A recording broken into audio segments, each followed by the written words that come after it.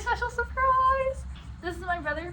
I don't know that I've mentioned him in any other videos, but I think I probably have, honestly. He's gone through 2 ACL surgeries, and so he's visiting from California, and I'm here, so I wanted to bring him in and get his expertise on all things ACL. So, I mean, you can introduce yourself. Yeah, my name is Caleb, and I live in California, and I have been through 2 ACL surgeries, one in 2020, and then a second one on the same knee in 2022, and we can go more into detail on that, the recovery. Yeah, so I think one thing that I really wanted him to address is how different his 2 ACL surgeries and tears and processes were, because I think that's something that we kind of fail to address in the recovery process, is how different they can be and how individual they can be to you, and then even for one person to have 2 different experiences with the same knee and the same kind of injury. It's pretty crazy to think, and they want to standardize it, so it's really important to address it. One, how it appears to you, because it can change from time to time, and then I don't know what the other option was going to be, but just that it can be very individual. So, and I think there's some information out there on the typical recovery process and what immediate recovery might be after surgery, but not a ton of details about how those people tore their ACLs, or how it's different if you did it in a contact injury versus non-contact. Or there's a lot of variability and not a one-size-fits-all mold. So I have 2 stories that I can share, and go ahead. You have yours, and then So the first one I did was I played rugby in college after playing football and various other sports in high school, so I just wanted to stay active, and my team had a rugby team, so I did that. I'm not a very big guy, but I still was fairly healthy up until that point. But it was just kind of a freak accident one day, and in the middle of a game, and got kind of twisted up, and I'll leave the rugby lingo out of it, but essentially a tackle, and then scrum. Ruck. A ruck. After a tackle, trying to steal the ball on defense, and there's a way you can twist someone off legally, and then there's a way you can do it unsafe. And then I got that one done to me. My legs were pretty splayed out, and then someone grabbed my torso as I was bent over, and then twisted me and then fell on me. And rather than roll me off like you're supposed to, they just kind of fell on my stretched out knee this way. And so I immediately heard a pop or 2, I don't quite remember, and then just kind of was on the ground, kind of rolling, and then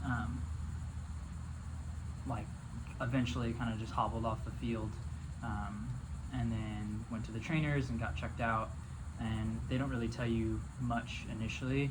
They do the tests, but my ACLs are a little tight, so or they're both a little loose, I think. So my left one, which was the uninjured one, felt a little loose, and then my right one felt a little loose, so they didn't want to make any calls, but based on hearing pops and stuff, I kind of felt like it might have been the ACL, which I never really thought about doing. I went to the ER, and they did x-rays and stuff, and then they eventually send you home, and then you call the orthopedic, and then schedule to see them. They told me, so I saw a primary care first, and then I went to go see or to get an MRI. So they have to clear you to get an MRI, at least in my case. And they had kind of told me maybe it's just you sprained your MCL, not ACL. But it ended up, when I got the MRI, that there was definitely no ACL. A small MCL sprain, and then a small meniscus tear, a very small one that they didn't even really need to repair.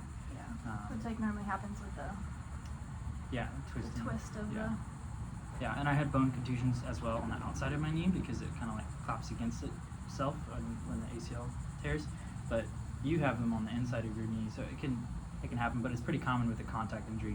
You're going to have some bone issues as well, and those can be the most painful part. Yeah. I guess immediate recovery for me, I was on crutches, elevating icing as much as I could. I was in college, so I wasn't, I was still going to classes and stuff, and Jeez. just kind of calling for rides and then doing elevating as much as I could. That was around the time that we all went home from COVID, so I was walking by that point, I think. And then we went home, and then there was a pretty good gap before I could actually have my surgery. I think at least 2 months, but I was able to get in pretty fast. That's pretty After wild. COVID, yeah. That you had to but have they- that. I remember when we all went to Mom and Dad's house, he would sit in a chair because we didn't have a bike and access to gyms or anything because everything was shut down with COVID. And he would literally sit in the chair with his legs up and pretend to bike. I think we eventually got a bike for Yeah, maybe. maybe. Yeah, maybe. I don't I remember I set it up in front of my video games and would play video games and stuff. That is the only thing I did before surgery though, because in my mind I had just torn my ACL, and that was like a super crazy thing. And it was like, very new. Yeah, and you don't in know my what to head it expect. was a lot, so I took it very easy. Didn't really exercise much, didn't stretch much, kind of had serious atrophy or deterioration of the muscle in the leg, so that made the immediate recovery afterward very hard to get that back. And this will be very different for my second recovery, which I'll talk about in a second. But yeah, I'll stop there.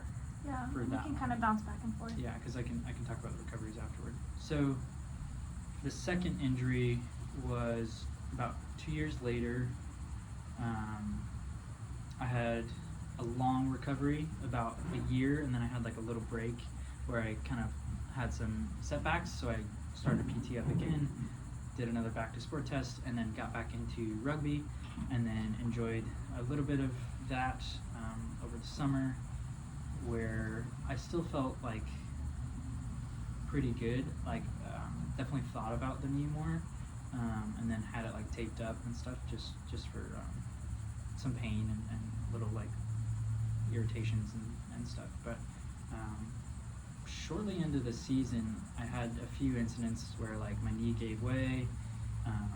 One was a full speed cut, probably the first one I've actually done, full sprinting down the field with a cut, and then I rolled and collapsed after my knee kind of gave way. And one tackling drill, I had a little pop where I thought it was my meniscus kind of flaring up again, and so I assumed, because of the location where the pain was, it was kind of behind my knee, so I assumed it was meniscus, and then just kind of kept playing. I had 2 more setbacks, but the final one was in a tournament. I was trying to tackle this really big guy, and my knee just kind of slid, and I felt that slide, and then a lot of pain, obviously. So I went off. The trainer checked me out, and then I was out for the rest of that tournament. And then that was the last tournament of our summer, so I had a little bit of time to take off and to return to PT and start working with this one PT, a different one, just to kind of get strength again and kind of get back into training for rugby. But definitely was a little bit wary of it. Eventually decided to go ahead and get an MRI just to see what was going on, and then there was no ACL in the MRI, so I definitely cleared that out again. And then before that next surgery, and by the way, the first one was I had a patellar tendon graft, which they say is the best for going back to contact sports. It's what they say. Just at the because time. it's sturdier? It's stronger than the hamstring graft. Interesting. The second one, we plan to do a quad graft. So the quad tendon is a very thick, bulky tendon, which in my opinion is the better way to go, no matter what is your first or second. I think I would recommend that one. It felt a lot better. It's felt a lot better since. But before that second surgery, rather than take it very easy and kind of baby the knee, I was exercising a lot, doing a lot of strength and balance work, and then even went out and played rugby again, because it turns out I was playing on a torn ACL already.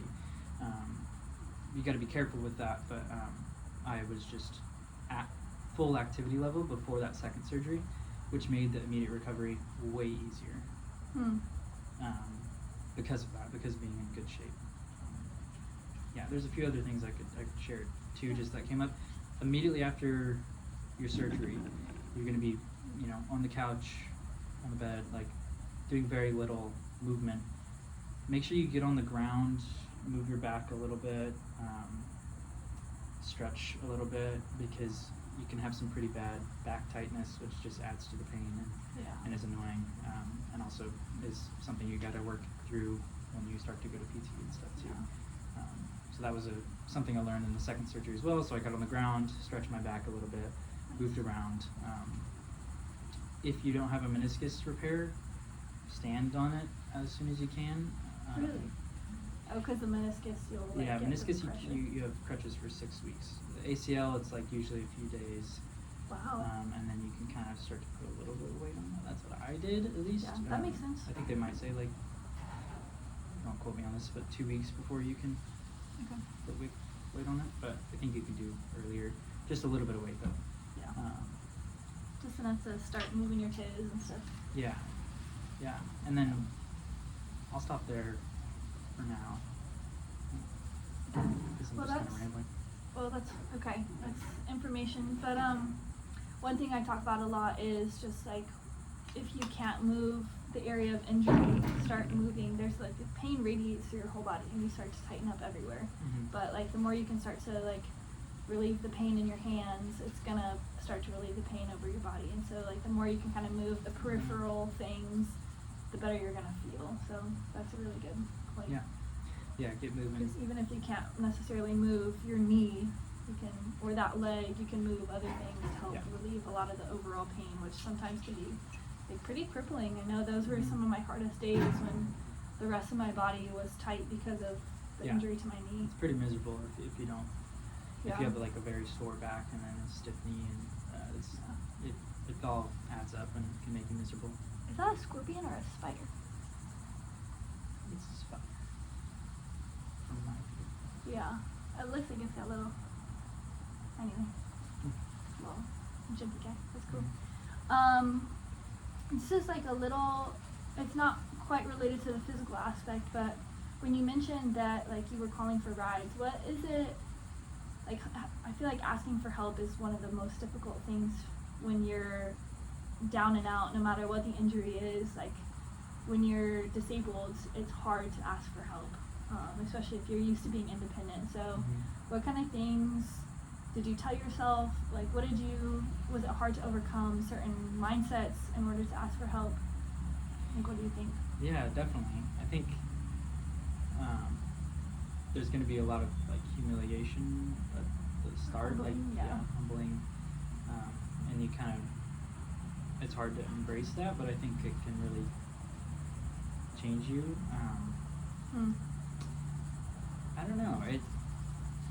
It's hard to feel like you're burdening others, but I mean, when people see you with crutches, they tend to want to help as well, like I'm sure you would, for them. But that doesn't make it easy. It's been a while, so I kind of forget now, like what it felt like at the very beginning. Just like say, notice whatever comes up, and notice that if you try and keep doing things by yourself, it can make it worse. But yeah, you also get creative with it. I turned off light switches with my crutch that were far away, and like so you'll do a little bit of creativity with your independence, but also asking for help. I'd say right after surgery, it's really helpful to have someone there. Or right after the immediate injury, you can as well. Like I had my mom, which she's the best, so that was very helpful, just to have someone to either cook you meals or go to the grocery store.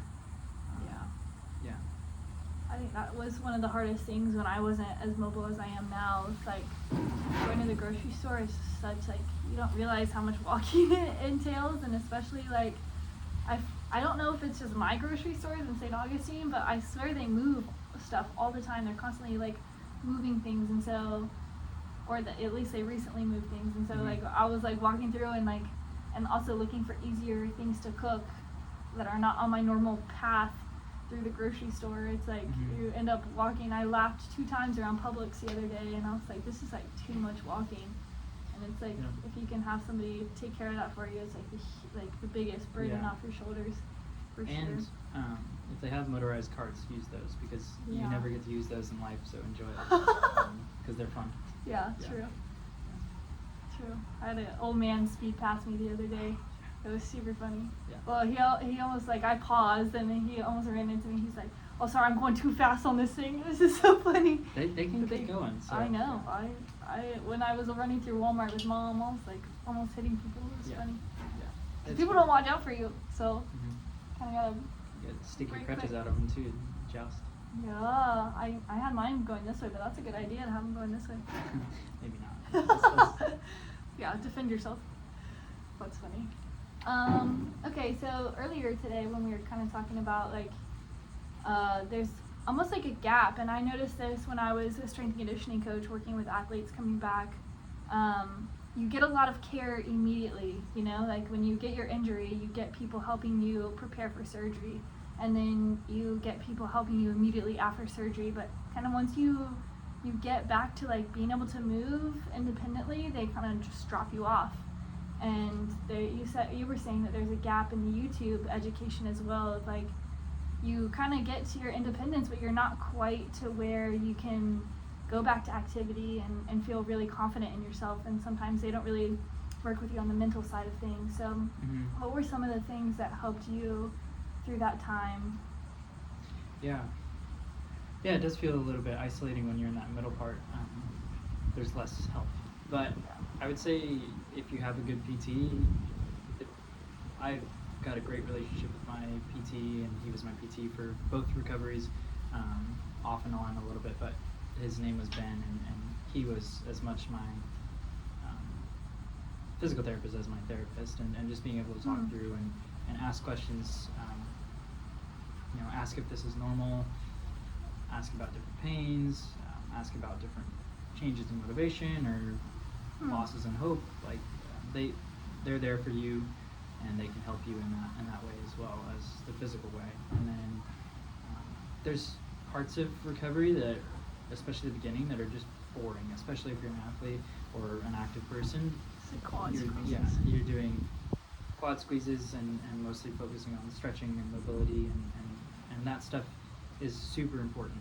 And so work hard at it, but also more interesting things are coming, which that part is really fun, actually, being able to like get back into strength training or any type of strengthening. Jumping was my the most fun part of my recovery, getting back into that, and that comes with a lot of issues as well. Like what? Like just feel like your leg might have way less strength than usual. You feel like it just doesn't have much power, but if you keep at it, you'll be able to eventually get to like within 90% of your left leg, which is the true back to sport test for me, was like getting within 90%. I've heard that there's some people that just do like 90% of strength, and once you get that, you're good to go. If you want to get back to sports or like sport type activities, I would recommend asking for a little bit more strenuous test, like one that includes single leg hopping and some speed type stuff. Mine included single leg hops in multiple directions, comparing speed and distance, and then also like a shuttle run, and what else was there? I don't know, but a lot of hopping a lot and of running. more athletic That's stuff. more athletic stuff, which felt really good to like see improvements on and track. And I think I got to be able to jump higher than I ever did, and then my speed was back to where it was about beforehand. I'm not there now, but But you've had some other things to do with. That's also one thing I am hoping that I can help teach, is is communicating with your physical therapist and like being aware of what's going on with your body, and then knowing where you want to get. So also for people who may not be athletes, you know, like college athletes that have an athletic trainer to get them back, and people who know, like, okay, we're trying to get them back to sport, like just people like us that tear our ACLs and we want to get back to our athletic activities that we kind of do on our own. Maybe physical therapists, maybe that's not their goal. So how do you suggest people approach the physical therapist with their goals and making sure that they get what they need for their physical recovery? Yeah, that's a great question. I would recommend trying to find someone that's as excited about it as you are, because many physical therapists will be working with like older people or people that just don't do their exercises, and it's a little frustrating to them. I found a lot of PTs get into PT because they're ex-athletes or they've had injuries, and if you come in with a passion and excitement and goals, they tend to get fired up about it too. If you find someone that's holding you back or limiting that, then I would say find another PT or talk to them about it. But with Ben, my PT, he knew from the start I wanted to get back to sports, and that was always the goal, and that was helpful when I would bring hesitations or fears, and he would encourage me that it just takes time to get back to it. So your question was more, how do you approach them? Yeah, but I think that was it's like, so open communication is just so important, and like knowing what you want and then being okay with walking away from somebody. Sometimes that can be really hard because you're like, oh, well, I find somebody that really like understands what I'm going through and can be an open communication, you know. But that is like something, when you find the right person to work with, you feel like you can communicate openly, you know. Maybe if you have the wrong person, that's when you feel like you can't communicate, or they kind of shut you down. So then that's an indication that you're maybe not with the right person. But having the courage to be able to say, hey, this is what I want to do, and if you aren't supportive of that or aren't going to meet me there, then like I'm going to need to find something else. Yeah. And my recovery was pretty set back from the standard one, just for some other injury reasons, but I was definitely far behind what the average was, and I would talk to my PT a lot about that and be like, you know, how am I doing on schedule? Like, am I going to be ready by 9 months? And those were tough conversations to kind of have realistic expectations for myself. But again, he was really helpful for that. When you, like, if you want to get after it and like get some hard workouts, again, my PTs loved that and really wanted to give me that. I would stay late and do like core exercises, and it was one of his favorite things to write me these crazy core workouts that I would go to and really enjoy. And just having a positive attitude when you're there, I think will set you apart. Positive attitude, willing to get after it if that's what you want to do. Sets you apart from the people that are coming in and just, you know, going through the motions to try not to have some pain, and hopefully that will help you kind of set a higher expectation for yourself to like meet those goals if you haven't.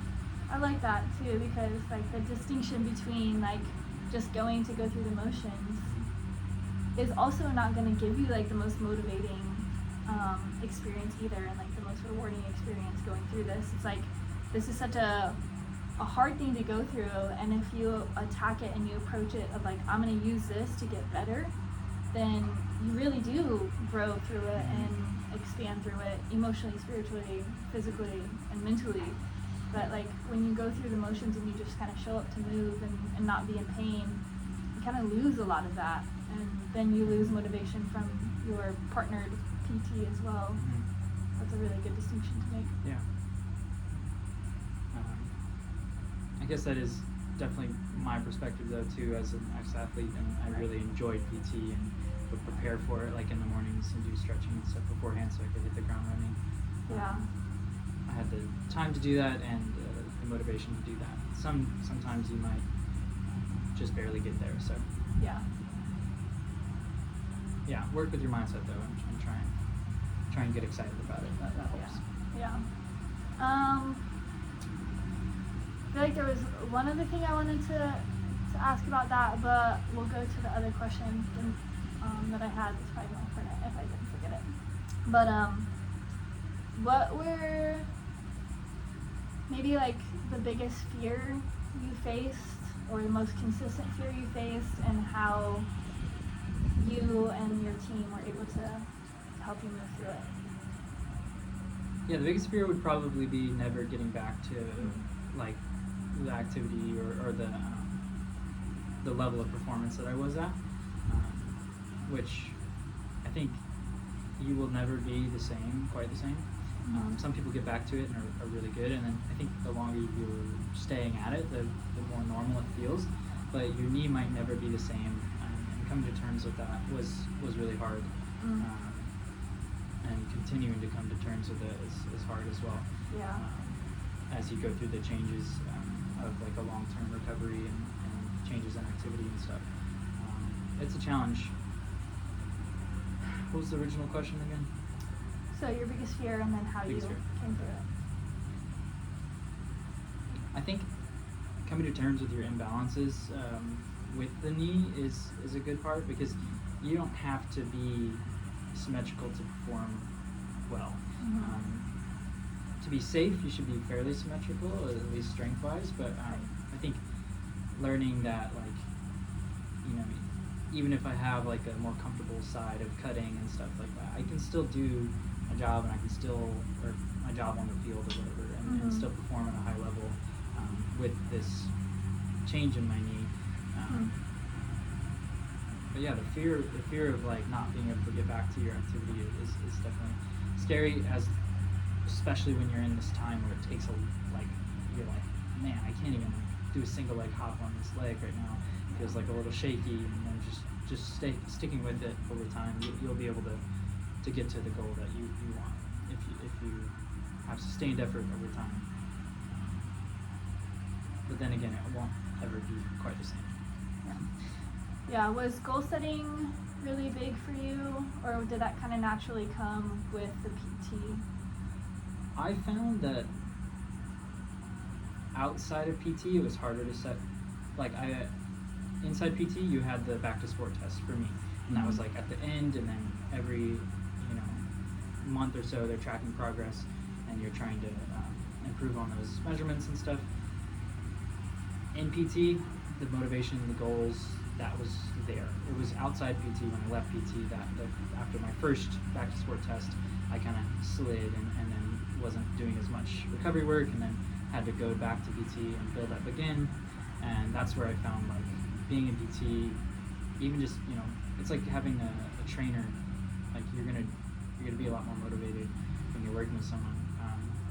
Last time I exited PT was in December of this last year, when I wanted to get back into doing a back to sports test. He told me goal setting is really, really important. Hit some milestones, even if it means, take yourself out to dinner after hitting, 4 workouts in a week or whatever, like hitting your goal, or have a race to train for, or some sort of goals in mind, keeps you out of PT and keeps you motivated to exercise. I'm still figuring that out right now, how to set goals and how to stay on top of it. But I think PT provides a structure that is really helpful and is really good for you. But as you leave, goal setting is really, really important.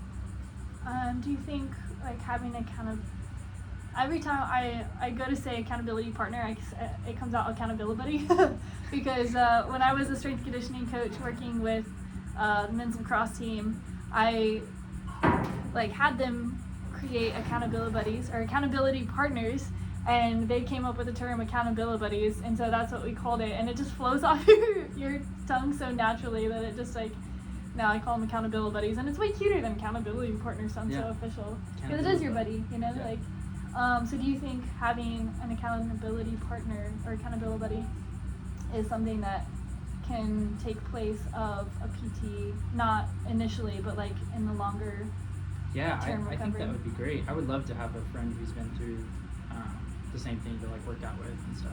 I don't have that. Do you think it has to be somebody that's going through the same thing, or do you think? No, I don't think so. Someone who you're close with and can train with is good. I had a friend who we would go do workouts. He was trained to be a physical therapist and working at a gym, and we would do workouts together, and that was really helpful. Like every Saturday to be going through that with him. That was a few years ago now. But I think throughout the whole process, right when I first tore mine, I had a friend who had torn his about a year before and kind of was approaching the end of recovery, and talking with him through it was the most valuable thing. So if you have people in your life who have been through this too, talk to them. That was really helpful to kind of like feel like a shared burden. So that was kind of an accountability buddy of sorts. But then afterward, I think it would be really helpful. I just haven't really found one. Yeah, it's kind of tough to find somebody who understands. Like it's almost like you can find people who care and who like do their best to understand, but like until you go through it, it's really like you don't really know how down you feel when you can't move your body, especially as somebody who, like, for me, I process things through physical. Like if I'm feeling stressed, I go for a walk, or I go for a bike, or I go for a skate, or whatever it is. Like I go work out. You know, that's how I metabolize a lot of my stress and a lot of my emotion, and it's like kinesthetically. And so when you don't have access to that and you are restricted, it's hard to find somebody who really understands the level of restriction that you're going through. Yeah. And like they say, misery loves company, but it's not necessarily because you want to sit and wallow together, but it's because there's this deep understanding of how impactful it really is to be limited and so severely. One of the things that like I keep thinking about is I've only been doing this for 2 weeks yesterday, and how painful it's been, like emotionally as well, just to not have access to physical movement like I did beforehand. And I just continue to think about like surgery being an 8-month restriction almost, you know, a 6 to 8 month restriction, and that's like a really hard thing to go through, and to wake up every day and still have motivation, like it's tough. Yeah. And so to have somebody who gets the depth of that is, one, hard to find, but two, is like it's really helpful because they know what it's like to wake up every day and be like, well, I'm just gonna do my quad sets again because golly, that's all I can do. And like you want to do what you can do and control what you can control, and that's doing your quad sets. But like adjusting is hard. If you're able, finding some sort of physical activity, whether it be push-ups or hamstring curls or core workouts. I mean, I remember you were helping me with my second recovery, and I did a core workout like a week after, and felt so much better afterward. You can always scream into a pillow. That helps. Okay. Yeah. What are some other things that like kind of helped you relieve the pressure of? I'd say like finding any way to get some exercise in was helpful. I'm sure I yelled into a pillow a few times, just getting some like heat out. Yeah, I've yelled at in my car quite a few times. Crying is helpful sometimes. And then patience. And then that surgery. Sorry, there's a flying spider. Oh, you guys got it out. It was like repelling from the ceiling, and then it started blowing in the wind, but you're good. Okay. I was watching it. Make sure it didn't end up in your hair. You got it. Yeah, I do. Okay. Let's see. Screaming, crying. Yeah, and that recovery period after surgery, like, it makes you hungry for whatever's next, and it does get more interesting in PT, like I said before. So you're like ready for that next exercise, you're ready for to step up or to start jogging and stuff. So just be patient with it as well, but manage. And there's probably more ways to look up on how to manage your stress, pain, and emotions, angst. For that. Yeah. Listening to punk music. Yeah. Slamming on some drums. Yeah. Yeah. That's what Any final thoughts? Any final explanations? Comparisons? Yeah, I could probably word vomit on this for a while. Yeah. But let me think of what to like wrap up with. Okay. Yeah, and it doesn't have to be a wrap up either. Okay. If you think of a couple important things, feel free to bring them up. Yeah, ankle and hip mobility are huge. To properly load the muscles that will take stress off of your grafts, where they take the tendon from, ACL. So I had a patellar tendon graft, and keeping up on ankle mobility and hip mobility and using my glute was the biggest challenge. So I found a stretching routine that worked for me and then helped me progress, and then I did that every day, no matter what.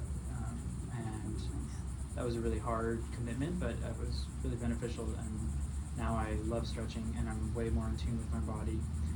That is something you will get through going through surgery or not. Just figuring out where you're guarding, where you're tight, where you're compensating, and working to not have that so you have less pain. Yeah, so that was a big challenge early on, and then continues to be a challenge as I get into high activity. So you'll figure out your warm-ups. How I feel like an old man, but if I ever go out and do activity, I have like a very strict warm-up to stay safe and to move better and actually to perform better. So that's normal and that's important. Still don't neglect it.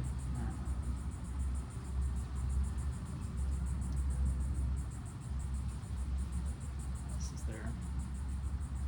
Yeah. Well, you think I'm gonna mention that or talk about that a little bit more? Is like that's just kind of like something that, as an athlete or just as somebody who gets into physical activity, one, as you age, that's definitely something important to have. But even like, I think one thing that when I was coaching that athletes didn't take seriously enough was their warm-up, and that's so important in preventing injury, because you sit there and you work with your body and you see what's guarding, what's tight, what's loose, what feels good, and so then you can approach those areas with the necessary preparation for your performance. And so I think with injuries, it's almost like something that you have to, you get forced into having to have a warm-up and working to protect and make sure your knee or whatever area of your body is injured is ready for performance. But that's something that like you kind of need to do, but then again, when you're forced into it by an injury, it's something that like I said that backwards, I think. But it's something that's important, period. But when you get an injury, it's like it forces you into having that routine, but then you realize how important it is, just period, to have a routine where you touch into your body before you perform. And that's what makes the greats great, is they have this routine where they feel their body and learn what they need before they step on the court or step on the field or whatever it is. Yeah. It's part of a high-performing athlete. Yeah, and I would say find what works for you. There was a few times throughout where there's a lot of stuff on social media now about like how to get your knees well and stuff. A lot of stuff I support, like the knees over toes guy was one that I found, at a time where like I definitely didn't need to be doing those kind of exercises, and even still, I would try and incorporate some of that full knee bend stuff. Which I think is really helpful for the average person and even like people recovering from injury. But I talked to my PT, and then I talked to my orthopedic surgeon too, and they said those things are good, but for my specific case with some of the injuries and some of the stuff I was dealing with, that full knee bend can put more pressure on some things, which if you start very slow and maybe go for a long time, it could work for me. But they were more focused on doing the activities that I can tolerate and to get stronger, so that then I can be more comfortable in those positions if I need to be. But my PT was even like, because I told him I was working on my deep squat and sitting in that, and he was like, why? Because he was like, are you a plumber, like getting down? Like you want to be an athlete, and if that helps you get there, great. But so the whole point of it, I'm not hating on those guys, because I think it's important. and things like walking backwards or running uphill backwards are good, but just be wary of people that are saying this will help your knee pain and this is good for knee injuries as blanket statements, because if they hurt and they are hurting you after 2 weeks of doing it and you stop and they feel better, it's not for you, at least at this point. So just be patient with yourself and be wary of people trying to give you advice who don't know your situation. Nice. Yeah. I like that. Do what you can to stay active. Yeah. Yeah, don't be afraid to work, but do it in a way that works for you. Mm-hmm. Like, that's a really big key that sometimes people miss, and that's from your stories. That's something that I've gathered. It's like you said, like your second surgery was way better because you put in the work and you did a lot of movement and exercising where you could and what worked for you. Yeah, and pushed it in the avenues that you could push it in. Yeah, let's see if there's anything else.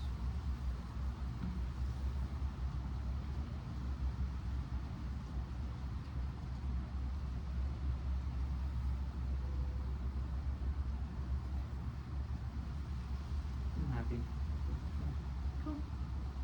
Well, thanks for Yeah. coming and sharing. I know that was helpful. I don't even have to say I hope that was helpful. I know that was helpful. Just hearing somebody else's story, and a lot of times, again, like you talked about, we don't have somebody to walk with, or we don't have somebody to tell us that certain things are normal, and that can make it more difficult. So when you can share stories with somebody and notice yourself in those stories, it kind of helps you feel less alone. So thank you. Yeah. Yeah. Totally. Keep sharing Yeah. with others. Reach out to us, maybe Yeah. like post on Reddit. Comments. Like I think Yeah. the more we talk about this, the more connected you can feel in those kind of lull moments. Yeah. But Yeah. Sweet. Good luck So, if you're experiencing this. Yeah. Yeah, You're not alone. alone. That was crazy. Yeah. So any questions, comments, concerns, suggestions, whatever you guys have, again, the comment section is what I'm hoping it turns into, as a community for people who are going through this and can support each other. So put your comments in the comment section, and we'll create a community that supports each other and guides each other through this difficult time. So love you guys. Happy ACL recovery, or knee recovery, injury recovery, life recovery.